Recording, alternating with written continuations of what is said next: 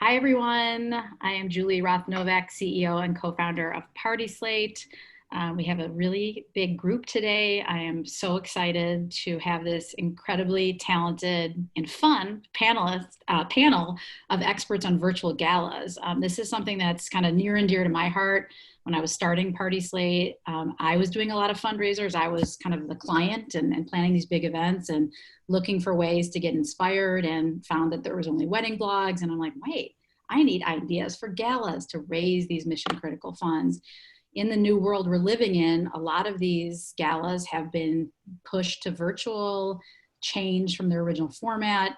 And to be honest, there's a lot of people that have been asking me for help. And I'm like, wait a second, I'm a digital marketing expert, not a virtual gala expert. So I have brought together in this incredible panel that I'm excited to introduce, and I'm going to give you a little bit of time to introduce yourselves, to talk about this new world of virtual gala, some of them even hybrid, where there's some in person and some that are virtual.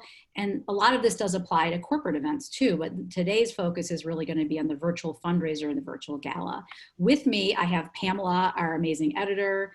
All the PartySlate emails you get and newsletters and all of the great articles are from Pamela's team. She's writing a ton of content around virtual events, and is really excited to hear from you. If you could shout out in the chat room, you can change it to all panelists and attendees where you're zooming in from. I like to say calling in from. I'm old school, where you're zooming in from. We'd love to hear. Usually we get people from all over the country. And I also say all over the world. We've had some people from Paris and South America and Australia, and that's really fun. We have New Orleans, we have New Jersey. Keep it coming. That makes me really happy that we're providing some great thought leadership for people all over the country. So before we get started, I would love to just quickly introduce our panel of experts today, starting with AJ Williams from AJ Events. Can you give us a quick intro of who you are, your company, and how you started doing virtual galas? Sure. My name is AJ Williams. AJ Events is my company. I've been in business for over 18 years. We're headquartered in Boston with offices in Nantucket and Florida, and we produce events all over. The COVID impact to our business has been a roller coaster ride, but we're happy to be producing great events for our nonprofit clients. That's amazing. Thank you so much for being with us. Janeen Saltman from JKS Events. Quick intro. Hi, everyone. My name is Janeen Saltman. I'm the founder of JKS Events. We are 21 years young. We planned all sorts of events before COVID-19, corporate, social, but mostly nonprofit. And we quickly pivoted in March to plan 3 large-scale virtual galas. And we're here to tell you all about it. Amazing. That's incredible. Tasha Bracken, Tasha, I had so much fun joining your webinar, your Zoom for event professionals a few months ago. I don't even remember when it was, like the days kind of rolled together. It was years ago. Yeah, it seemed like it was, but I know it was during COVID. Tell us a little bit about your company and background.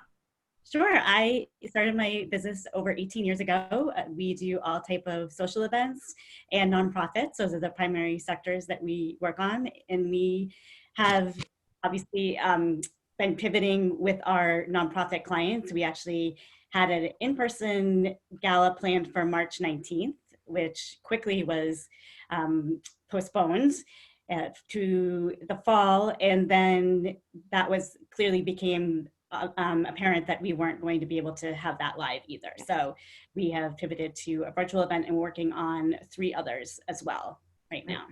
Awesome. I know there's so many learnings, and I know I'm going to talk about this in my intro.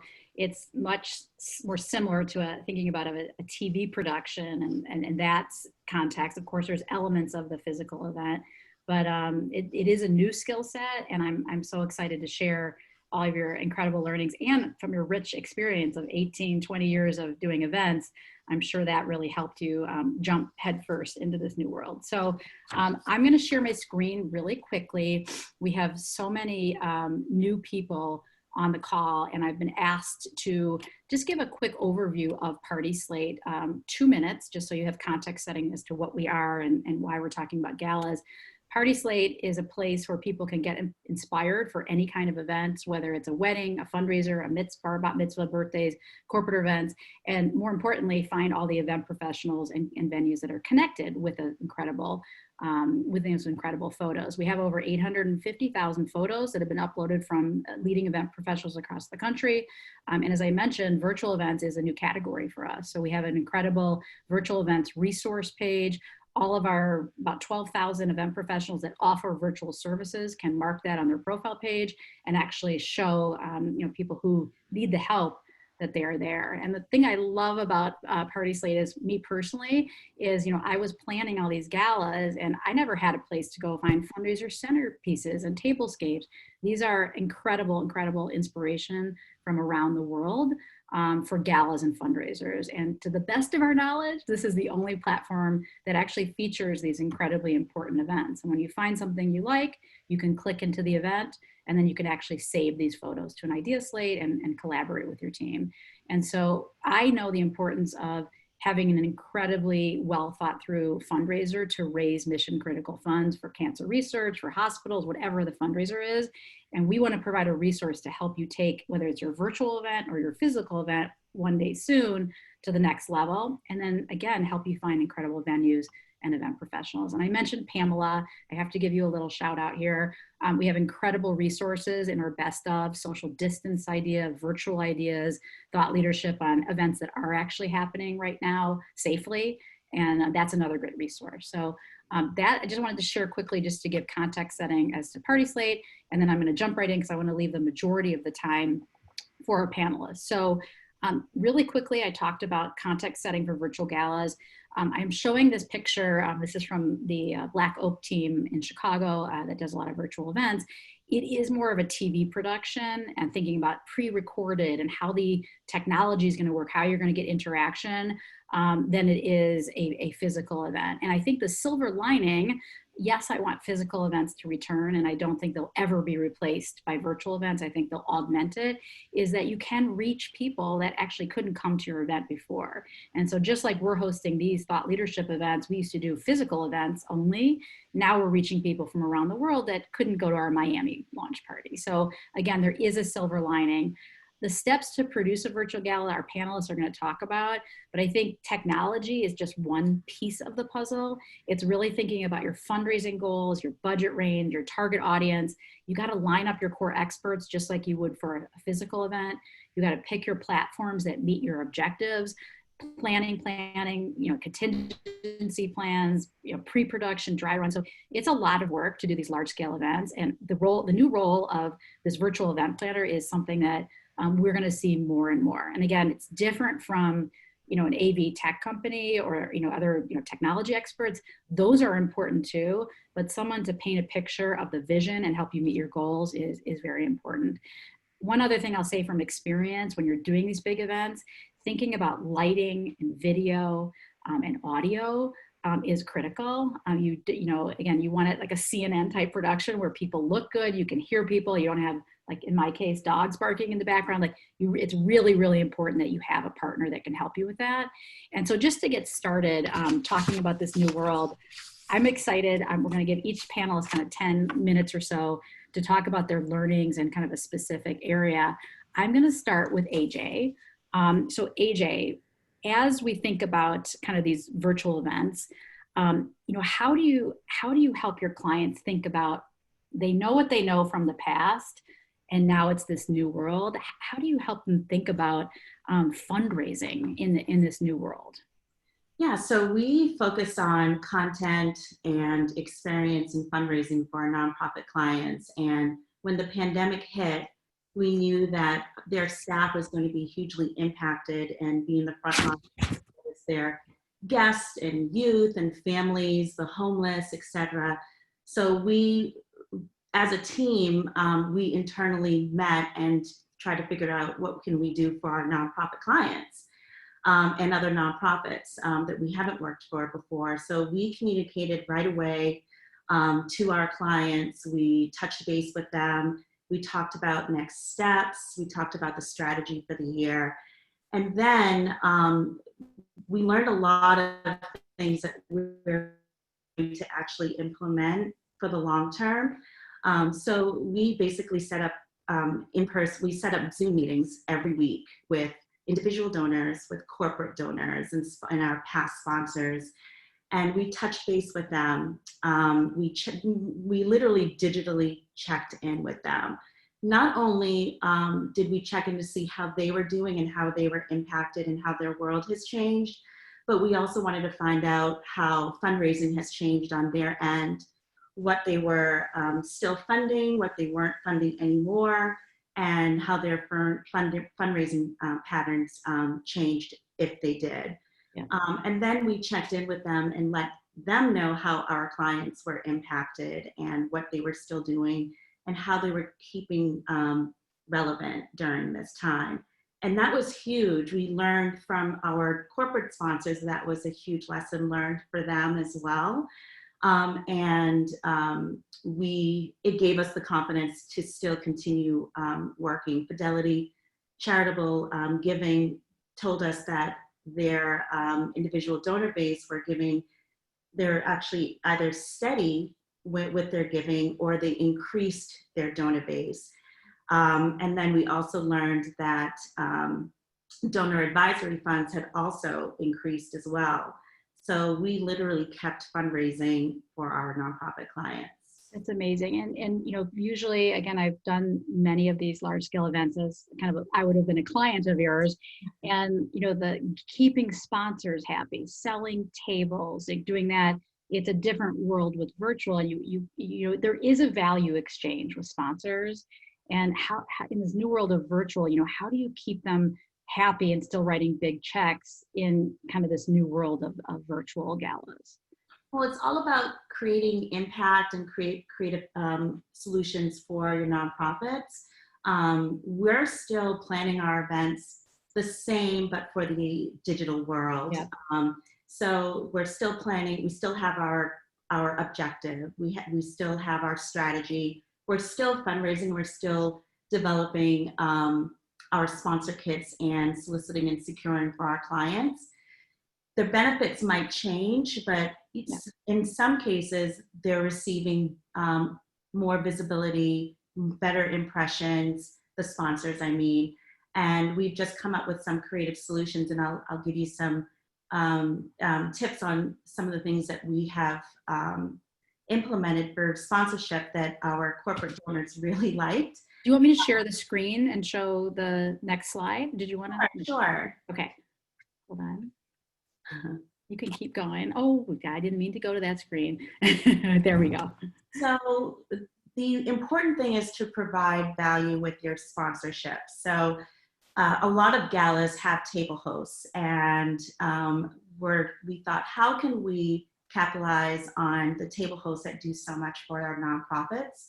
So we basically, and all of our sponsor packets have always included sponsor experiences in addition to sponsor levels. So we created a house party host instead of table host. So that table host would basically have a party of 6 or 10 in their home, and we would basically send them a party in the box. And the really, really great thing about that is they get a 2-course, a 3-course gourmet meal in a box sent with the party in the box with all the trinkets and party favors like you see on the bottom there. But you're basically giving your attendees value by giving them a virtual swag. And you can brand masks for them. We have one of our clients, School the World, where we're sending maracas straight from Guatemala, which is an area that they service.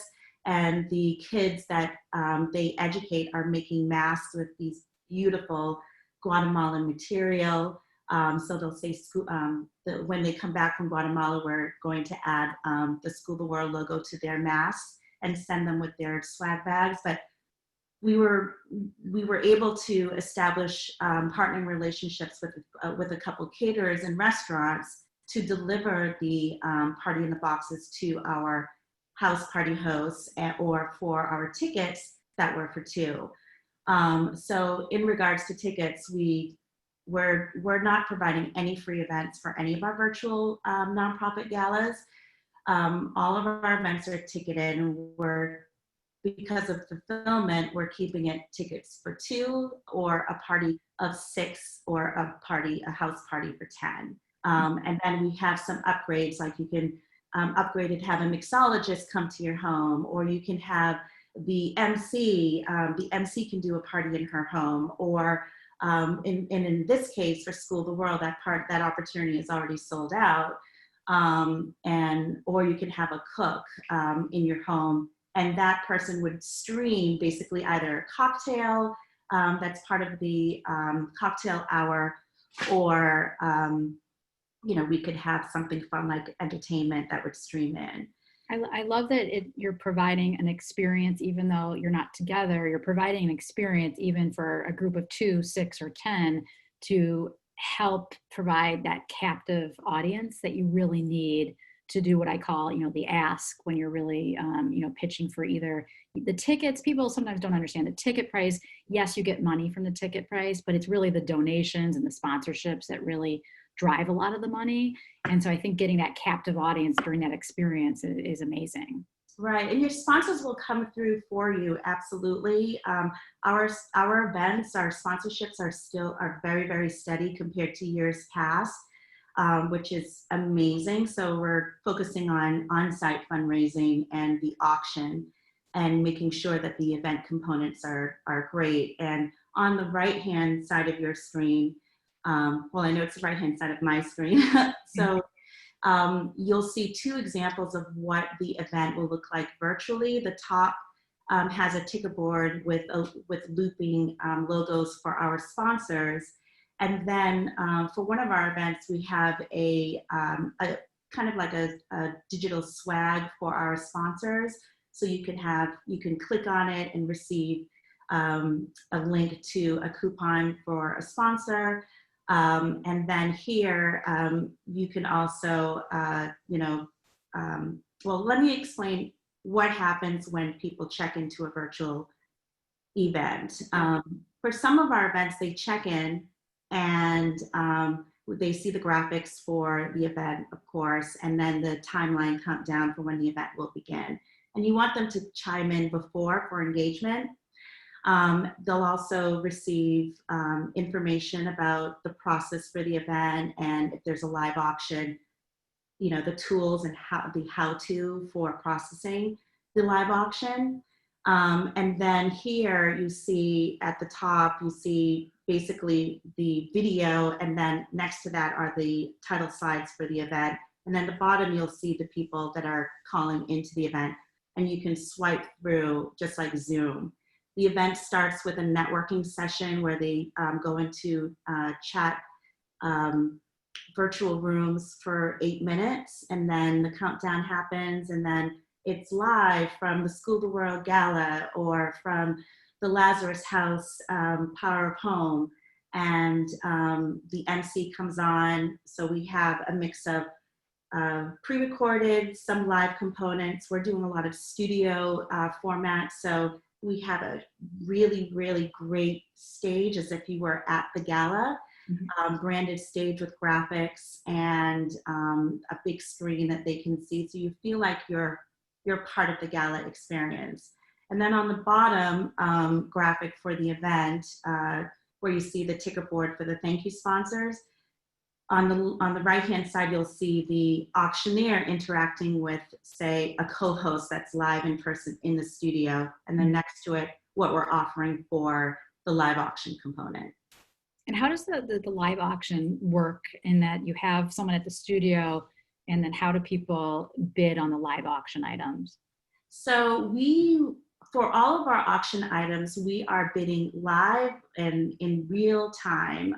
We don't want to extend any opportunities for a day or so or after the event. We feel that when you secure live auction items and the pressure is on in real time, you'll raise more dollars. Yeah.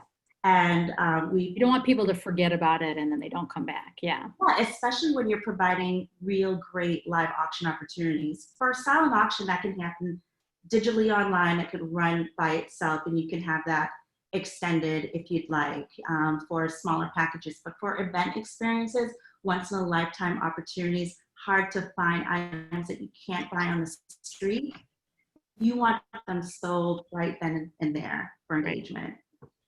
And I kind of jumped ahead a little bit, but you're talking a little bit about the live auction preview. Tell us a little bit about this.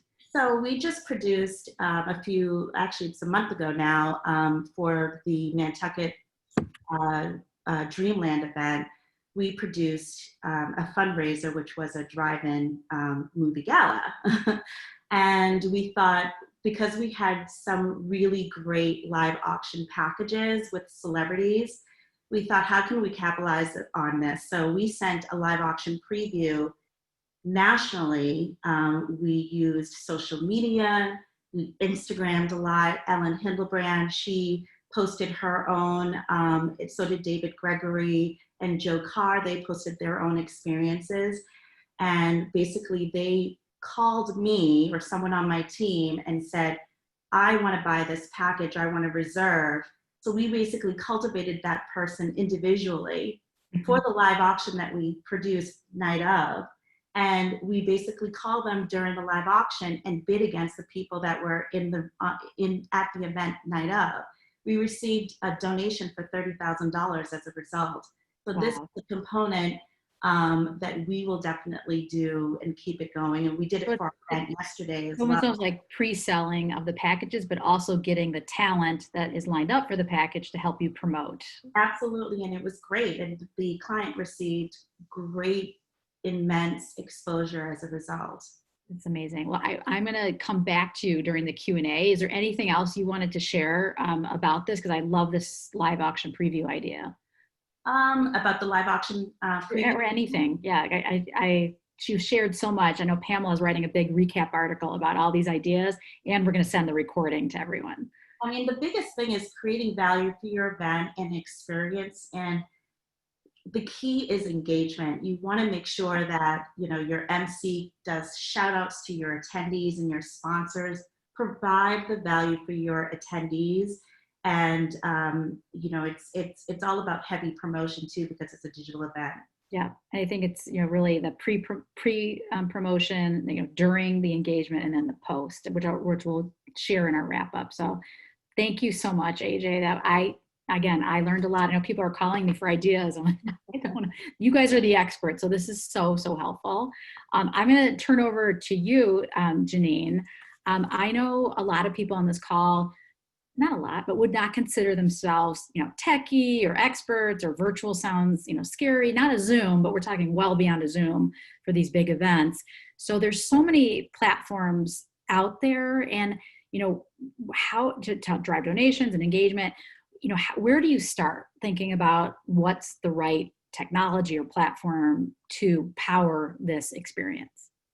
So for us, and I think for most of you, and definitely for AJ, I think we've been doing live events. We've been doing the events online as if they're live TV. Yes. So we did a deep dive into which live streaming companies were the most competent, but they also had to have guest engagement. So it was a little bit difficult, and that narrowed it down.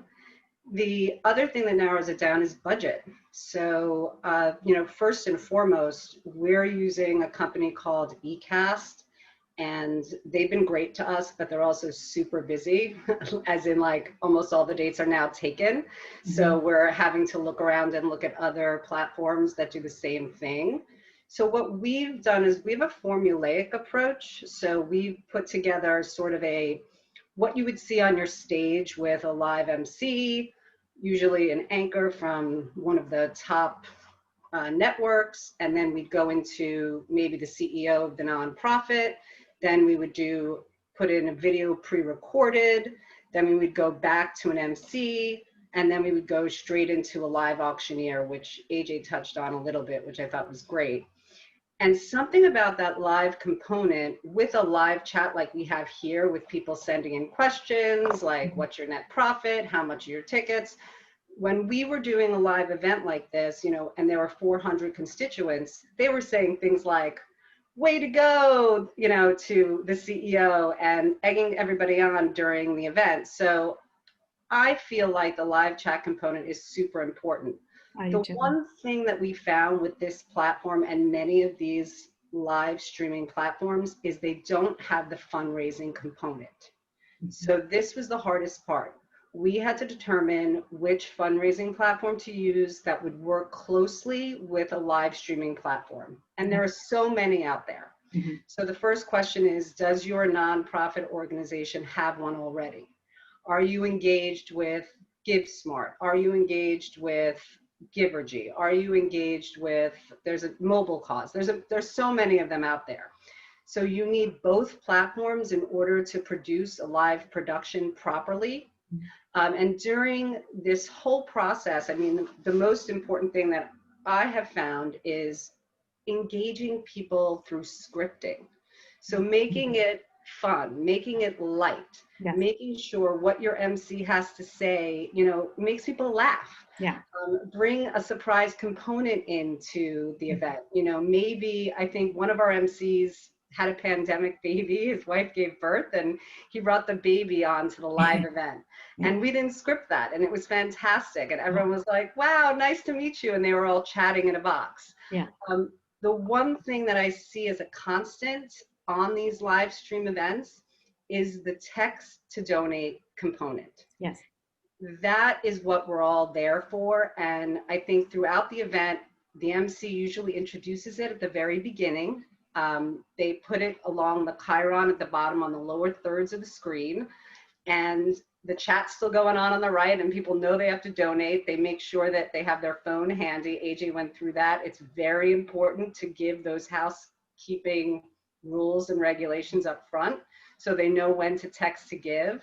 Yeah. So it's really about finding the marriage between the live stream platform and the marriage between the fundraising platform and making sure they all work seamlessly. And so just a quick question, this may be a dumb question, but the text to donate is you don't want them to come out of the platform and the platform you're using doesn't have it integrated, because ideally down the road, I'm sure someone's working on this, the text to donate platform that you use could be integrated with the screen. So I don't need to do it through my phone. But the reason they're doing it through the phone, I assume, is because it's not integrated. Right. Okay. Right now, there's one out there that's doing a pretty good job of it, right? So, and I don't know if I should name them now. But you can name them. And again, anyone in the panel or the chat, if you have platforms you're using, we will put them all together in a resource center and we can send them out. But I think more importantly is to hire someone that can help you think it through, because it's not just about picking a platform, as we talked about, it's really painting a picture of the whole flow of the event. Yes. And then, I mean, the main thing about the one platform I found that has both, you still click the donate button and it's going to take you to another page. So you are, it's not what we want them to do, but it's still going to work. So, you know, there are a few others out there. I mean, we've researched 8 or 9 different live streaming platforms before we picked one. And we're keeping going. We're not stopping. We're still learning too. And just for all of you out there, this is not easy for anyone. We all understand that there is a huge learning curve, and we understand that there's a learning curve for the client, for the constituents. We know people are nervous to try a new technology. We are all here to help you integrate that into your live event night. It can be fun. Yeah. It can be, you can make money. I think the biggest fear out there is that they're not going to make as much as they did at their in-person gala. And we're not experiencing that. AJ's not experiencing that. That's so nice to hear from a person who's done fundraising, because a lot of these charities, it's a single night that could be 80% of their annual goal. Right. And so the better the experience, and everyone's like, well, shouldn't they just want to give to give? Yes, in a perfect world, it would be just give to give. That is not the way the world works. It's a value exchange. It's a captive audience.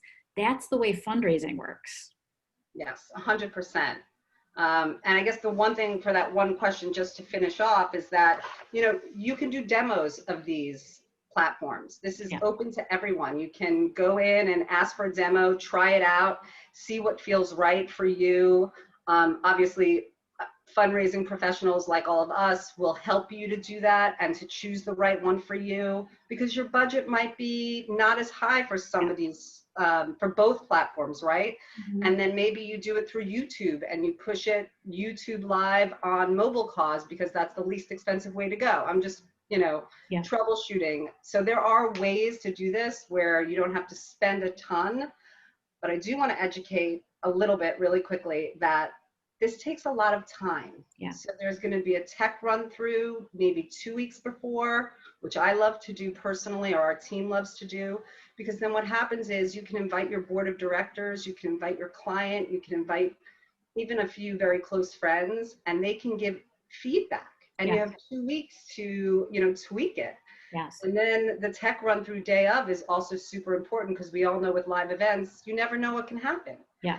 So just remember that you have to build in extra time. And sometimes if there's a celebrity component, or if there's an MC who's, online on TV all the time, you've got to get on their schedules. And it takes hours of tech time to make sure it all runs smoothly. And Pamela, I know there's a lot of questions, so please jump in if there's anything relevant. And we also have Q&A at the end.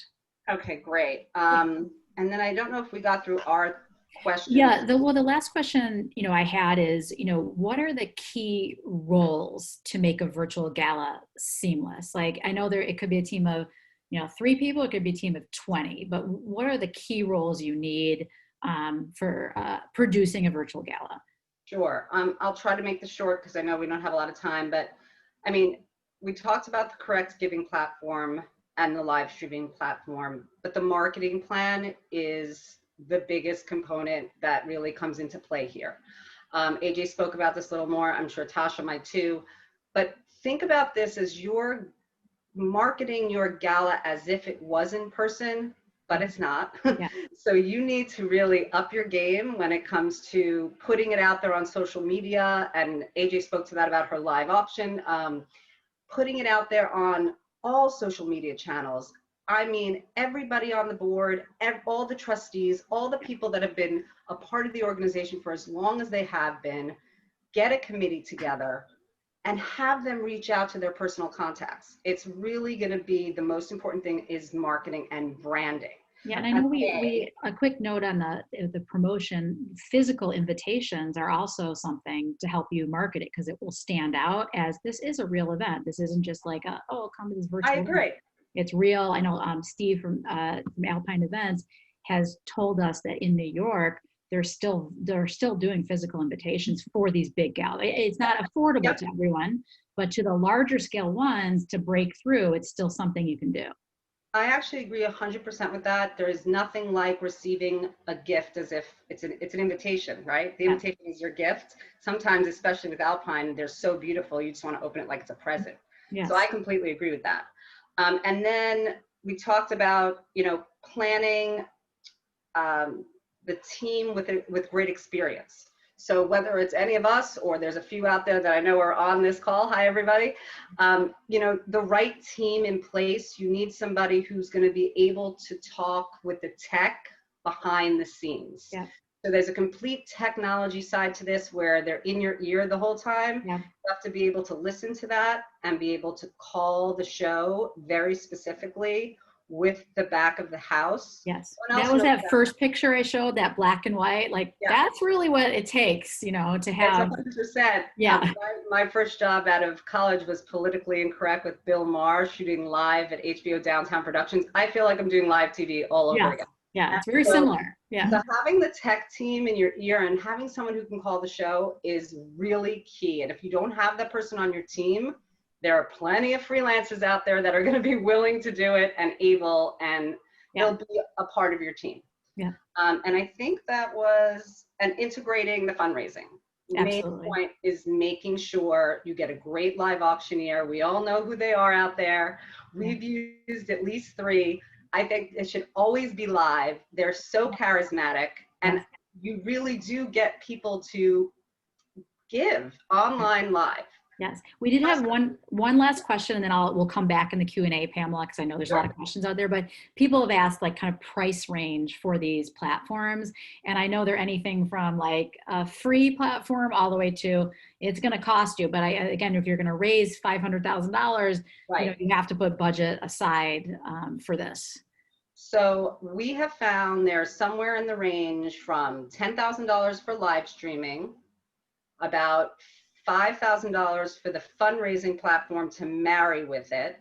Yeah. And then the bigger ones, when I say bigger, and I don't want to give names, but if you want to start table hopping and really get into having sort of your own table, and you can see everyone at your table and all that, you're upwards of in the $25,000 to Yes. $30,000 range just for that. And I see my friend Brooke Palmer is on the call, said no free. And when I say free, my husband's like, Girls Who Code, and it's a small little charity that doesn't have any budget. Yeah. You can do Zoom. I mean, if you have no budget, but what the events we're talking about, you need to spend money. I love Zoom, don't get me wrong, I do, Yeah. but when you're doing a live event, yeah, it doesn't work. It's harder to push all the info and make it look great and Yeah. make it look professional, and I wouldn't recommend it for Right. I always say to my my nonprofit boards, you have to spend money to make money. It's true. If you cut your corners, you're not going to raise the dollar. So absolutely agree. And that's a huge education that I think we need to get through to everyone. Right. We're going to, Janeen, so helpful. We're going to come back to you. We have a lot of questions for you, but Tasha, we're talking about the key roles, you know, on one of these big events. And I would love to hear your perspective on kind of the changing role of what I call the virtual gala planner or the virtual event planner. Talk a little bit about this. And again, it's probably not a new role. Again, I've been in technology for 20 years. We've been doing this for a long time, but the urgency and the amount of people doing it since COVID has been exponential. So tell me a little bit about your thoughts on this new role. Yeah, so I think you're right, Julie. I don't think necessarily the role has changed, but what has changed are the tasks, what you're putting into the event. It's still what I say is project management. The difference between a virtual and live event is it's the productions, as we've talked about. Yeah. You know, you're putting together a TV show, basically. There's no other way to really describe it. The whole world of virtual events is relatively new. And so just putting together this slide, when you think about as an event planner, you know, if you're doing this, you know how to put a live event together, like all the components. You start out with, you know, your team, who you're going to bring in, and it's similar to this, but there is a lot more that goes into it. Yes. The first step is understanding what you're trying to accomplish. And we've kind of talked a little bit about that. And you need to figure out, are you going to include a live component? Is it going to be all pre-recorded? Because that, when you're talking about your platform, that there's a lot that will go into your decision of what type of platform you're going to use. And there are benefits of the pre-recording segments. And I totally agree that the live is better, but in some cases, you know, heavy pre-recording will make it more seamless. Yeah, especially if you have, you know, a CEO or an executive director who maybe doesn't do that well speaking. And so be able to have it pre-recorded. I've actually seen some of them being much more engaging, having it pre-recorded. So, and I think, you know, part of that is, you know, Janeen talked about scripting, and that's such an important part of putting this together. And it's scripting to, and I think there's a balance to it, because you don't want to over-script someone so that they just feel like, you know, they're reading off a teleprompter, which some do. You want to give, especially with an MC, you want to give them that freedom, because the reason why you have them is they're engaging. They, you know, they probably know the crowd, you know, all of that. So you want to give them that freedom, but it's important that you are getting those points that you need to, and that you're accomplishing your goals. So, and that's, I think, part of more important as part of a virtual event than potentially, you know, a live event, because, you know, the rest of the panel can probably agree, but you can script someone during a live event and they're just going to go off the rails. Yeah. Right? But with this, I mean, when you're in front of a teleprompter or something, I mean, most people, it's a little intimidating. So you're just reading, you know, so. Yeah. And then I was going to ask, I know you're going to talk a little bit more about this, but what experience do you need to play this role, and how can you get more experience? I've had a lot of people ask me questions on they haven't done one before. How do they get experience? And so what's your advice to those people that haven't done one? Yeah, definitely. So I think, you know, moving on for that, having experience in production, I think, is extremely helpful. Like, you know, if you've had an opportunity to put a show together, or, you know, even if it's like theater or something like that, you get a sense of, you know, what's involved. You know, in my former career, I was in public relations, and I used to help clients put promotional videos together. So I knew how to find the speakers, how to interview them. And it's what's important when you're doing that is it's not necessarily the questions, it's the answers that you want them to give you. And then asking those questions so that you get those answers. It's somewhat a little backwards to what we're used to, but you know, I think that really enables you to get really engaging feedback and comments from people. And, you know, it eliminates a lot of times the hope, you know, if you've taped someone, you've interviewed them, and you realize, I don't have what I need. Yeah. So you have to really script out the narrative of every key message you want, all leading up to kind of the ask and why they should give to the charity. I mean, that's the ultimate goal, is connecting them with the cause and providing an experience. And I guess, what are the biggest challenges you've found with doing these virtual galas, things that, you know, maybe you hadn't anticipated? Yeah. I just wanted to say one more thing about gaining experience. I think it's really helpful for people to watch, like, either documentaries, or there's some YouTube videos about how to create, like, the steps of production. And I think when you're first starting out, that can be really helpful to learn, like, the lingo and, you know, kind of all those things that when you're working with the production company are going to come up, and so you'll understand what they're talking about. So just wanted to make that comment. But I think the biggest challenge with a virtual event is, you know, it's partly looking at it differently. There's a lot of the same components, but your medium is different, and you don't have 300 to 400 people in the room. You're on a computer. You need to ensure that your content is engaging and keeps them tuned in. For the whole event. It's so much easier. You know, we know from live events that people will leave, but it's much easier for someone to turn off their computer. Yes, because you're not embarrassed to walk out. Like, my husband doesn't like the gala, so he wants to leave early. I'm like, we can't leave early. People are going to see us leave. But with these, you can. So even the pressure is higher to get them to stay. And I was going to ask, I don't know if anyone in the chat has asked this, about how long your typical virtual gala is. We've talked about this on our side. We keep everything to an hour. I know I want to get to Q&A soon. But what are your thoughts on the length of time? I definitely think, you know, ours, we're doing between 30 minutes to an hour. But I think part of, you know, putting that together and the challenge for a planner is the unknown. This is all kind of a new world for us. And I think the other panelists would agree that it's a lot of work, and it's not any less than putting on a live event. There's a lot of complexity that goes into it. It's never been done before. So, you know, while I'm not coordinating menus with the venue, I am, you know, working with the production company, and there's a lot of coordination and planning. And AJ and Janeen, how about you as length? Because I know we've talked a little bit, some are longer, some are shorter. AJ, what are your thoughts? So with our events, because there's fundraising involved, I would suggest having it 50 minutes to an hour and 15 with a grace period, because if your event is successful with fundraising, your auction is going to be longer. People are bantering back and forth. So that will extend the time. So if your event is actually a little bit longer, that means you're raising serious funds. That's good. And you want to make sure that you have enough time before the event, before the program starts. So your key programming should be 50 minutes to an hour or so. But if you wanted to add like an after party, so the table hosts can, you know, I always like it. Still do the thing. With the DJ or what have you.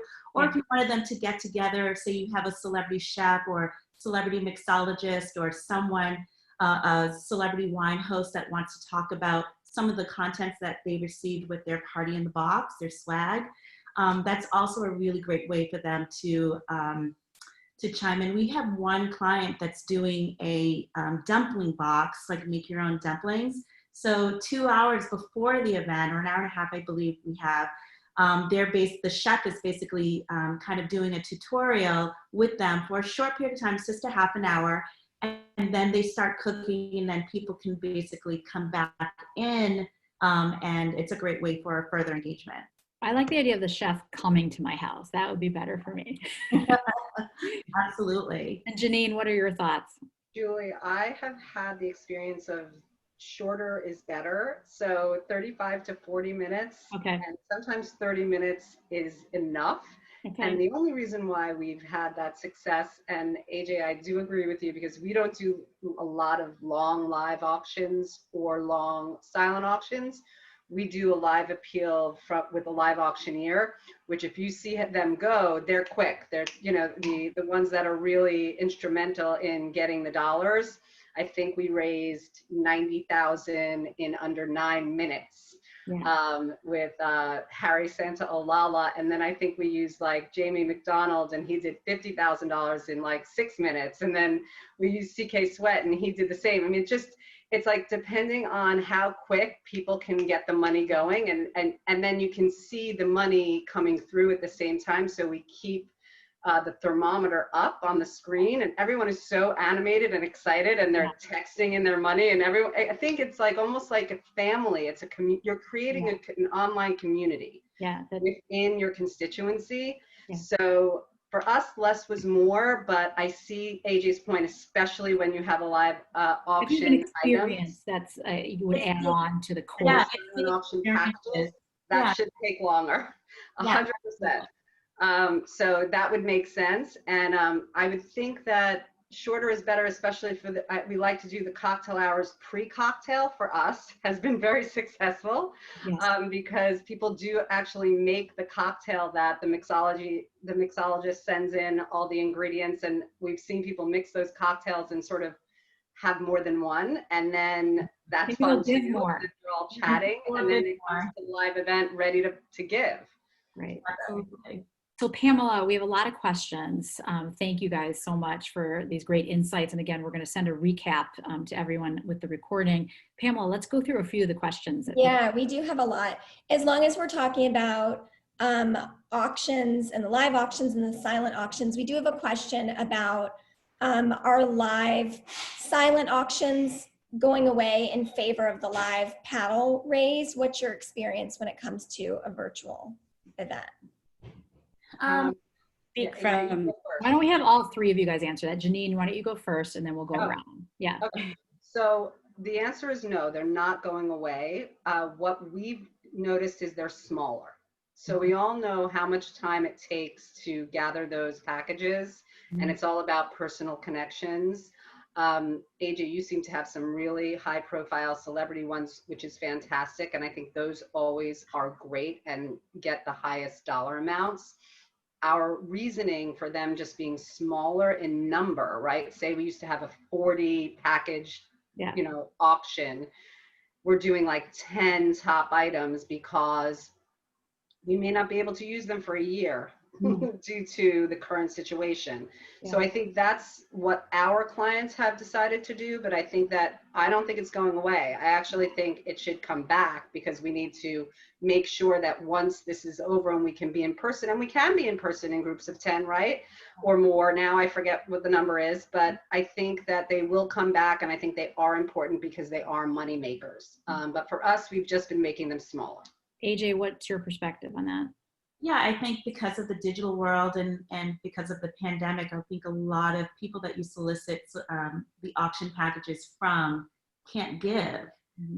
So I agree with Janeen, the silent auctions are smaller, and you should still offer them, and you should offer them all throughout the year as a separate giving opportunity for your nonprofit.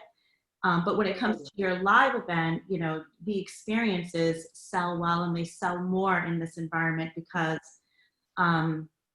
people want something for something that they're donating, to the cause. I mean, that's just, the world that we live in right now, and it will flip.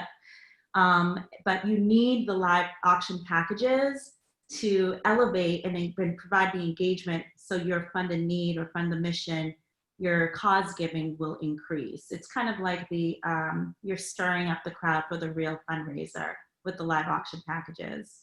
Tasha, what's your perspective? Yeah, I agree. I mean, our clients are definitely seeing more of people giving towards the fund a cause. If you know, with silent auctions, definitely, I think it's important to include virtual type options, such as like a virtual celebrity chef tutorial, wine tasting, things that people can do in their home virtually. And if you do have some great, kind of experiences, make sure that the expiration is further out. I'm finding that a lot right now. So yeah. Right. And I'm finding a lot of businesses are being very thoughtful about that and saying, okay, let's do 2022 or 2023 even. So it's still meaningful. That's amazing. Yeah. Because people are going to work away. Yeah. Other questions, Pamela? Yeah, so we have so many. There's no way we're going to be able to get to them all, but the one that has come up the most, so I want to make sure that we address it, is if each of you could share the platforms that you have used. And then we also have a question about using Facebook Live as an additional stream. So if you guys could talk to. So AJ, why don't we start with you and we'll rotate on platforms you've used and integration with social.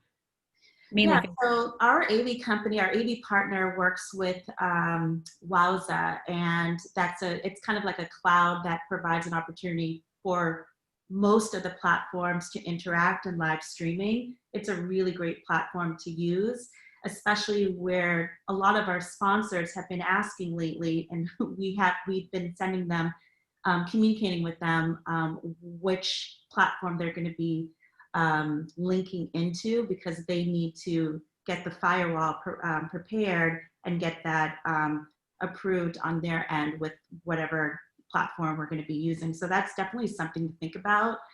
You want to make sure you communicate what platform you're using for corporate attendees or people that are, hosting their events. A board might be hosting 10 people in the conference room to chime in, and the firewall needs to be handled. So that's one thing that's really important. Are there other platforms that you're using outside of that one, or is that the main one? Wowza's not a platform. It's a cloud that handles most of the platforms that are out there. So you can plug use into Slack, Socio. Yeah. Zoom is the one that we usually use, and we just pair it with different platforms. Zoom does integrate into a lot of other platforms. And Tasha, what about you? And then we'll go to Janeen. Using mobile calls quite a bit, Classy, again, depending on what the client is trying to accomplish. I think you have to think about that. And Facebook Live, again, it's kind of, it all depends. Like I personally, for my clients, want to keep people on a page and not going from one site to another. So if you can kind of have everything integrated, and I know platforms like mobile calls are adding chat features and different things like that. So they're adding, capability daily almost. Amazing. Janeen, are you having problems with sound? I don't know what just happened. I didn't know you called in by accident with your phone as well. I don't know what happened. Did I? Either way, we can hear you. We can hear you. Not even moving. Okay. Can you hear me? Yep. Okay. So I have been using, or JKS Events has been using eCast as a main live streaming platform, but they're fully booked. I just don't want everyone to run and call them right now. I can barely get a date. And they have the live chat feature. And then they can also, if you use them as their own entity, you can use mobile calls, or you can use Givergy, or you can use GiveSmart as your giving platform with them for the text to donate component. We have used mobile calls with pushing live to YouTube. There is a delay. So I think I need everyone to understand that there's like a 10-second, maybe even sometimes 12-second delay, I think, with both Facebook Live, YouTube Live. We don't love using those. We will do it because they're obviously less expensive. You can host it on mobile calls. So you're on your mobile calls giving site, and then your video is pushed live onto the site. So that's great. But the delay makes me nervous, because I'm sort of like hearing one thing in my ear, watching another thing. And it's just, you really have to be well versed at that and feel very confident about that delay in order to utilize those I think, yes, could you gain more followers that way maybe, or more people on that platform because you have a bigger presence? Perhaps, yes. But I still think I would go with sort of a Givergy, a GiveSmart, a Mobile Cause with eCast. There's also VCast. There's now new is Virtual Tables, who I love, but I love you, Virtual Tables, and you can table hop, but you're very expensive. But I still love you. And yeah, so I mean, there's so many out there. You just have to decide, you know, how much you want to pay, and what's the best one for each organization. So Pamela, I think we can take one or two more questions because I know it's like lighting up, guys. So this is really good. People I know we have so many questions. So 2 questions that I'll kind of package together. Tips on ticket cost, and also like any best practices around the day of week, time of day with a virtual gala. Great. What, Tasha, you want to start with ticket prices? Yeah, I think for the ones that we've been working with that have charged a ticket price, we are trying to do tiered pricing. So you get certain things like we talked about, like the gala in a box or, you know, party in a box.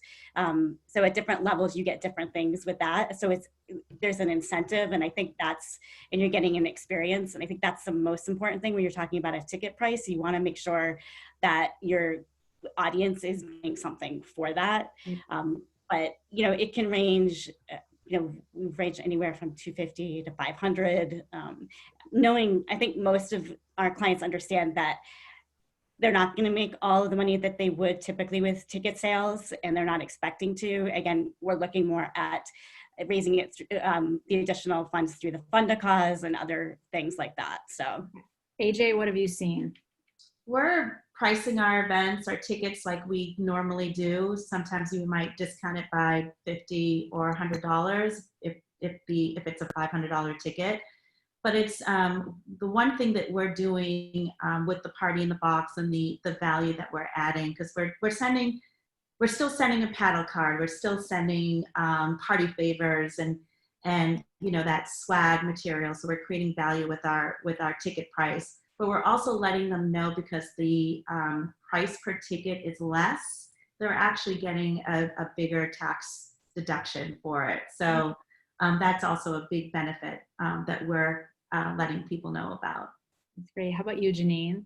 Sure. We've, same like AJ, we're trying to keep our ticket prices the same, maybe discount them a little for what we call first-time ticket buyers. And sometimes we're even trying to give them a certain date to buy their ticket by, to get a little bit of a less expensive ticket, because then you actually, you know, you've created some momentum. But for sponsorships, we try to keep them the same. Again, I think AJ's point, giving them something for it is great. Making them feel like they're a part of the community is huge. And remember, they were with this organization for a really long time.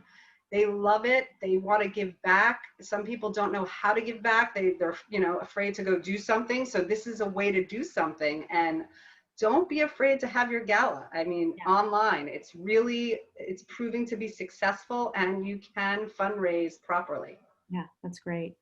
Pamela, I think we can take one more, and then so I'm going to say I think we're like right up against the limit, and we have some pretty lengthy questions. So what I'll say is we've got lots of virtual gala content coming, and so I'll try to get all of these questions answered in those articles. And so look in the coming weeks for a few different articles on this topic. And I'll give a plug, all these great articles, resources. We will send you a link to our virtual event resource page. And then again, Pamela's writing a bunch of articles on virtual galas and best practices. And it sounds like people have a lot of questions on technology. We will make sure to give that to you. I'm also going to send anyone who's interested in having the deck. We've outlined a lot of the activities that need to happen before, during, and after a virtual gala. And again, just the ideas from this call. I could add like 20 more things to think about from you guys, which is great. And then next week, you know, how we can help. Number one, if you're an event professional on this call, if you have virtual services, in March, I think it was like COVID hit, we added, you know, you can add virtual services to your areas of expertise. And then also we can help you connect you with our amazing speakers on our panel today, so who are also willing to help. So I think in this environment we're in, I so appreciate our panel giving your time today, because this is an area really near and dear to my heart. These nonprofits, I know everyone thinks about all these fancy galas and blah, blah, blah. They cannot survive without annual fundraising. They just can't. And so I know some of them are better funded than others, but it's heartbreaking to see some of these charities aren't going to make it because they can't, raise the money they need. So thank you guys for what you do. I really appreciate it. Our next digital event is a PartySlate Masterclass. Many of you have asked questions about PartySlate and how you can show whether it's your virtual or physical, services. It's coming back, I promise. Organic traffic's going up, guys. It's good news. And we're going to really talk about the art of building connections and growing your network on PartySlate. So you guys are amazing.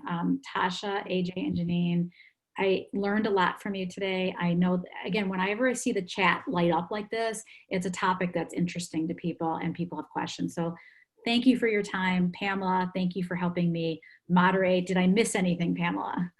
No, you are on point. My dog in the background. I don't know what day it is. So thank you guys. We will send you guys a recap in addition to the profile pages of these incredible event planners and now virtual event planners.